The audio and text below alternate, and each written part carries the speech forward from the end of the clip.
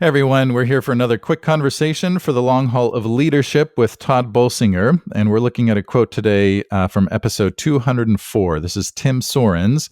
The episode is called "How to Cultivate Presence in Your Community," and he said this. He said, "What is God up to, and how do I join in it? And what are the practices and postures and prompts that we need to keep asking ourselves in order to join in what God is doing?" Let me read it one more time. What is God up to, and how do I join in it? And what are the practices and postures and prompts that we need to keep asking ourselves in order to join what God is doing? So, right, the invitation is to join in what God is doing, what God is up to. Todd, I guess the question is, how do we figure that out? How do we determine or discern what God is up to? Yeah, so discern is a good word. So I would say the biggest problem most of us have when we hear a Hmm. statement like this is we nod and say, yes, yes, how do we want to join in what God is Yeah, doing? And then we go about yeah. our day believing that we got to get God to join in what we're doing. And so Yeah. just think about the notion that in many traditional in gatherings, there's an invocation where we invoke the Hmm. Lord's presence into this place. Hmm. Um, Hmm. what we need to literally do is stop and recognize the earth is the Lord's and all that is in it. God is Yeah. Yeah. already at work. I worked with a church, and they're a really big mega church. And one of the things I said to them is, you need to convince your church that you actually are pretty small, that the Hmm. church of Jesus Christ has been going on for thousands of years. It is made up of Hmm. millions and now billions of people, that your so Yeah. called mega church is not even known by a billion Christians in, say, Yeah. India and China, right? Like Wow. you're Yeah. small, you're joining in Yeah. what God is already doing in the world. And so if you Huh. start with this notion Yeah. that we are following God's leading, that God is already here. God's been here. God filled this place while we were sleeping. God's been aware of us before we were here. God's spirit was brooded on the earth long before there were humans, right? Yeah. Then it Yeah. begins to make us humble and receptive. Yeah. Yeah. That's the place Yeah. to begin. Yeah. I love the idea. Well, first of all, how what a great thing to say and to a mega church to sort of reframe the way maybe Mhm. they think about themselves. Um, but I love the idea of thinking about how do we figure out what God is doing out there? Because it's so easy to say, this is what God is doing in here, but what is God doing out there? And for me personally, just over the course of my life of being a Christian and then being a pastor, um, coming to a point where I recognized, oh wait, God is already doing stuff outside the Yeah. church in places where we wouldn't necessarily even assume that God is there, right? But how do we then say, oh, God is up to something in that place? I don't know if you have any thoughts on, okay, how do we get out of ourselves in Mhm. order to see what God is doing beyond the walls Mhm. of our church?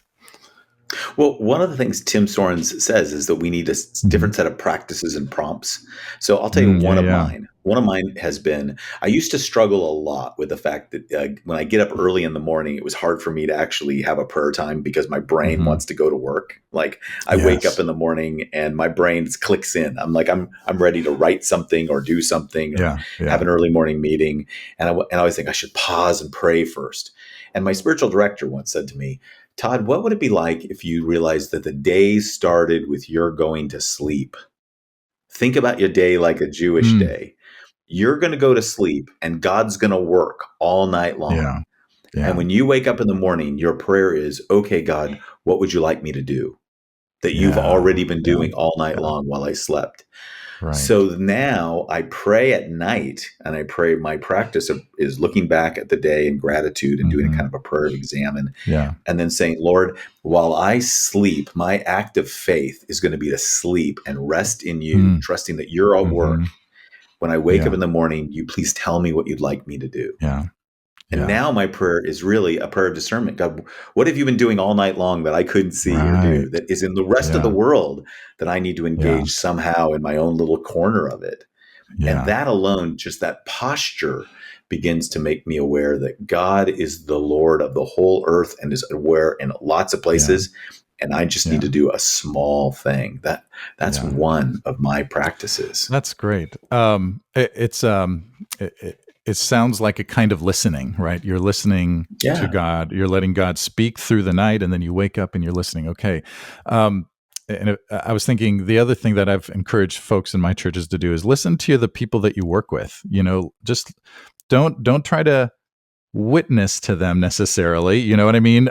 Share your testimony, your Christian testimony, but just listen to what are they experiencing? What's life like for them? What are their fears and anxieties and hopes and dreams? And I think when we listen to God, when we listen to each other and to our neighbors, right? That's anyway one of the ways Yeah. that we can, I think, begin to discern what is God up Yeah. to out there. Yeah, yeah, Yeah. The way you said that reminds me of the old Christmas carol, the hopes and fears of all the mm. years Hmm. are met in Jesus, the hopes and fears of all the years. So, Yeah, so can we at least identify what are the hopes and fears of all of our neighbors, of all of our that's right. friends, of the people around us, and Yeah, then bring those to prayer?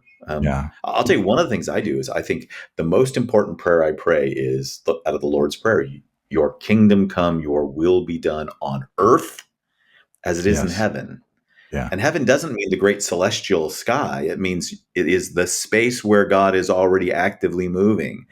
And it's the place where God is already actively leading. And so what I'm yeah, praying for myself and for my church is God, what you are already doing as establishing your just and loving kingdom, do here in us and through us in this yeah, little space that we mm, occupy. Because you're already doing this in heaven. So wherever we are on earth, we want to embody that. You're first, yeah. not us. That's right. Yeah, And that leads us to join in what God is doing and discern yeah, what God is yeah. doing. Oh, amen. Amen. Here's the quote one last time from Tim Sorens. What is God up to, and how do I join in it? And what are the practices and postures and prompts that we need to keep asking ourselves in order to join in what God is doing?